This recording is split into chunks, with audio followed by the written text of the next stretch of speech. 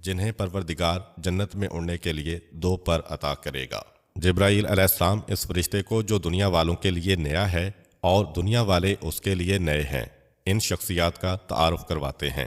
پیغمبر اسلام اتنی دیر میں بیدار ہو چکے ہیں، جبرائیل کیسے آنا ہوا؟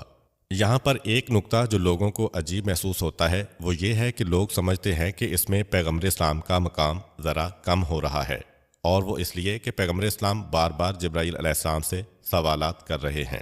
اس کا مطلب تو یہ ہوا کہ ظاہری طور پر یہ پیغمبر اسلام کو نہیں معلوم ہے اور جبرائیل علیہ السلام کو معلوم ہے۔ یہ بات بڑی عجیب ہے، مگر ایسا نہیں ہے، کیونکہ سوال وہ آدمی بھی کرتا ہے جو لا علم ہے، اور سوال وہ آدمی بھی کرتا ہے جسے ساری معلومات ہیں، مگر کسی تیسرے آدمی کو سمجھانے کے لیے کوئی سوال کیا جاتا ہے۔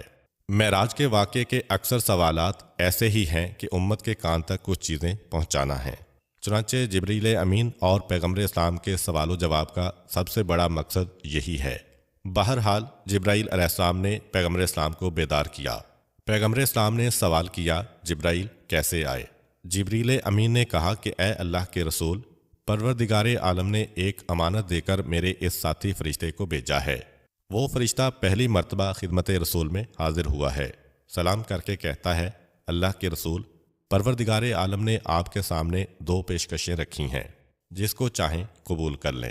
پہلی پیشکش یہ تھی کہ وہ چابیوں کا ایک گچھا پیغمبر اسلام کو پیش کرتا ہے کہ دنیا میں جتنے بھی خزانے ہیں یہ سب کی چابیاں ہیں، اسے آپ لے لیجئے اور ساری دنیا کے بڑے حاکم بن جائیے۔ پیغمبر اسلام نے کہا، اور دوسری پیشکش کہا کہ یا پھر اسے چھوڑ کے آپ اللہ کے ایک عام سے بندے بن جائیے۔